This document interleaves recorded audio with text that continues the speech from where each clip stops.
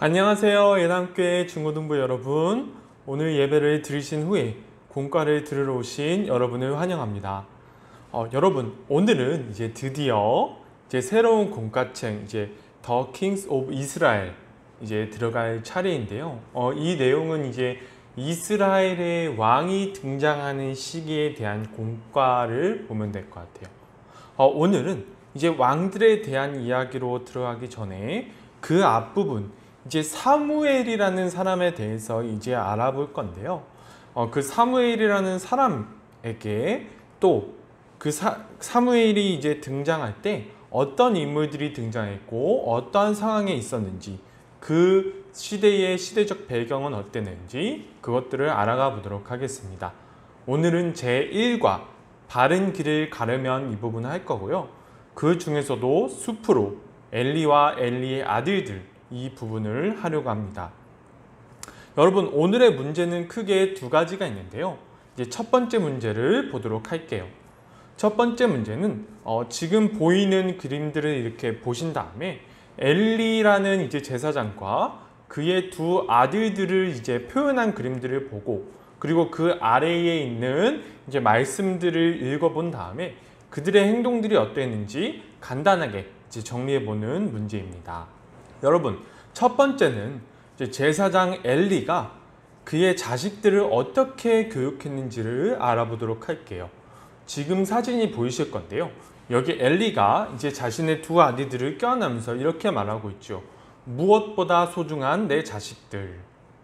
여러분, 사무엘상 2장 29절을 다 같이 보도록 하겠습니다.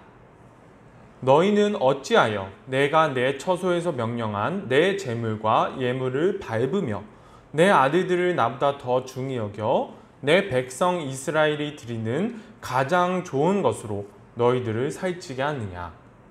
여러분, 하나님께서는 엘리 제사장에게 제사장의 역할을 제대로 수행해내지 못했다고 말씀하세요. 그리고 특별히 엘리가 그의 자식들을 하나님보다 더 중요시했다고 말씀하고 계십니다. 여러분, 아버지가 자식을 중요하게 여기는 것은 당연한 것입니다. 중요하게 여기지 말라는 얘기가 아니에요. 그런데 여기서 엘리는 제사장이에요. 제사장이라는 직분을 가지고 있고, 또한 그의 아들들도 제사장이었습니다. 그래서 마땅히 제사장으로서 하나님 앞에서 지켜야 할 것을 지켜야 했고, 또한 그의 아들들에게 그렇게 가르쳤어야 했어요. 그런데 엘리는 그의 아들들이 잘못된 길로 나아가는 것을 분명히 알고 있음에도 불구하고 그 잘못에 대하여 벌을 주지는 않습니다. 너가 그런 행동하지 말라고 혼내기는 해요. 혼내긴 하는데 벌을 주지는 않습니다. 그 결과 엘리의 두 자녀들은 하나님을 멸시하는 사람들이 되어버렸어요. 여러분, 그 다음에 두 번째는 제사장 엘리, 이 엘리 제사장의 개인의 상태에 대한 내용입니다. 지금 사진이 보이실 건데요. 의자에 엘리 제사장이 앉아있고 힘들다 이렇게 되어 있지요. 사무엘상 4장 15절과 18절을 읽어보도록 하겠습니다. 그때의 엘리의 나이가 98세라. 그의 눈이 어두워서 보지 못하더라. 하나님의 궤를 말할 때에 엘리가 자기 의자에서 뒤로 넘어져 문 곁에서 목이 부러져 죽었으니 나이가 많고 비대한 까닭이라. 그가 이스라엘의 사사가 된 지 40년이었더라. 여러분, 이 엘리 제사장은 나이가 많아서 눈이 어두웠다고 지금 성경에 나와 있습니다. 그리고 몸이 비대해서 자신의 몸을 제대로 가누지 못하는 상태였어요. 여러분, 성경에서 나이가 많아서 눈이 어두웠다는 말은 보통 두 가지로 사용이 되는데요. 첫 번째는 진짜로 나이가 많아서 앞이 잘 보이지 않는 경우에 대해서 사용을 하고요. 두 번째는 그 사람의 신앙의 상태에 대해서 평가하는 문장으로 하나님께서 사용하시곤 합니다. 엘리의 눈이 어두웠다는 것은 그만큼 엘리의 제사장의 신앙의 상태가 그렇게 좋지 못한 상태였다는 것을 하나님께서 두 번째 뜻으로 보여주신 것입니다. 그리고 엘리 제사장은 뚱뚱해서 제사장의 직분을 제대로 수행해내지 못했던 상태였어요. 이러한 엘리 제사장의 상태를 보면 왜 그의 자식들이 그렇게 됐는지 우리는 알 수 있습니다. 그 다음에 세 번째는 이러한 교육의 결과로 엘리의 두 아들들이 이제 행했던 첫 번째 행동이 나오는데요.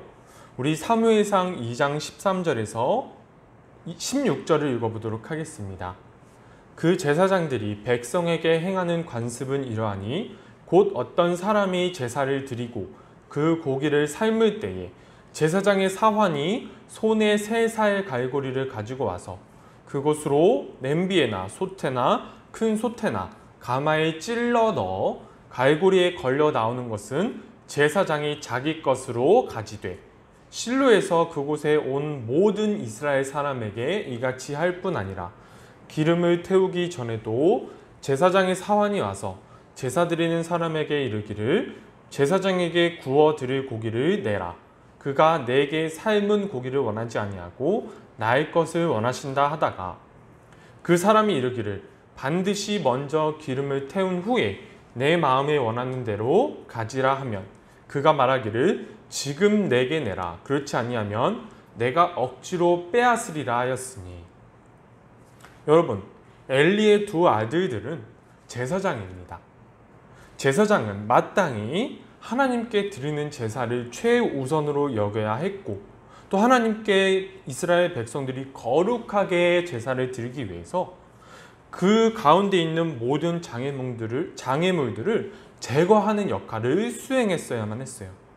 그런데 그들은 오히려 하나님께 제사를 드리는 데 있어서 가장 큰 장애물이 되었고 이스라엘 백성들이 하나님께 거룩한 제사를 드리는 일에 방해를 해서 하나님을 욕되게 하는 사람들이 되어버렸던 것입니다. 여러분, 제사장들이 하나님께 이런 행동을 하는데 과연 이스라엘 백성들이 하나님께 올바르게 하나님을 모실 수 있을까요? 그럴 수 없었을 것입니다. 그 다음에 이제 네 번째는 엘리의 두 아들들의 성적인 타락이 나오는 장면입니다. 지금 사진이 보이실 건데요. 여기 이제 여인이 이렇게 말을 하지요. 여기 하나님이 계세요. 여러분, 사무엘상 2장 22절을 읽어보도록 하겠습니다. 엘리가 매우 늙었더니 그의 아들들이 온 이스라엘에게 행한 모든 일과 회막문에서 수종드는 여인들과 동침하였음을 듣고 이제 엘리의 두 아들들은 하나님 앞에서 가장 큰 죄를 저지르기 시작합니다.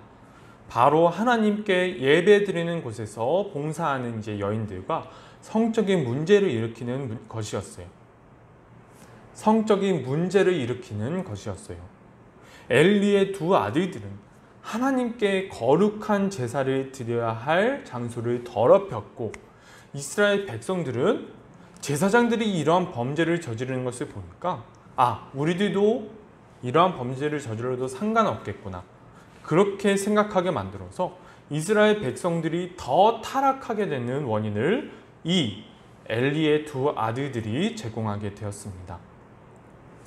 그렇다면 하나님께서는 엘리와 엘리의 두 아들들에게 이러한 범죄를 저지르고 잘못을 저지른 엘리와 엘리의 두 아들들에게 무엇이라고 말씀하셨을까요? 여러분들은 말씀을 듣고 빈칸을 채워주시면 되겠습니다. 이게 바로 두 번째 문제예요.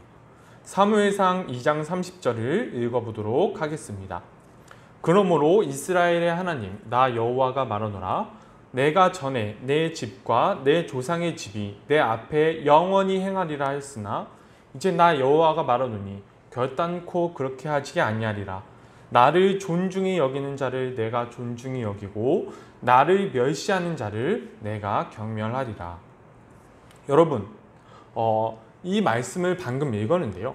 지금 사진이 하나 보이실 건데요. 여러분들이 공과책을 가지고 계시다면 거기에 방금 읽은 말씀에 빈칸을 적어서 전도사님에게 보내주시면 되겠습니다.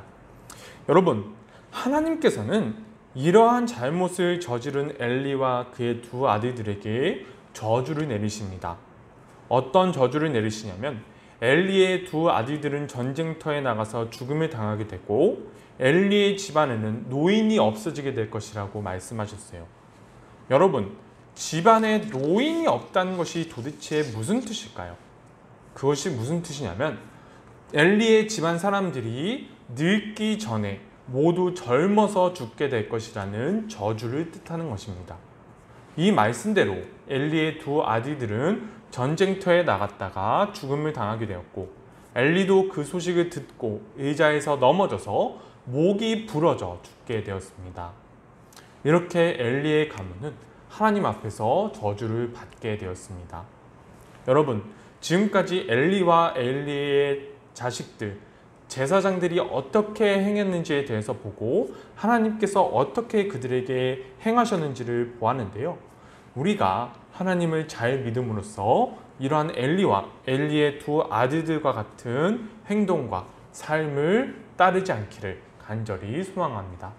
여러분, 지금까지 공과 들어주셔서 너무 감사하고요. 지금까지 이제 공과의 내용을 들어보았는데요. 문제들을 이제 여러분들이 적어서 전도사님께 보내주시면 되겠습니다.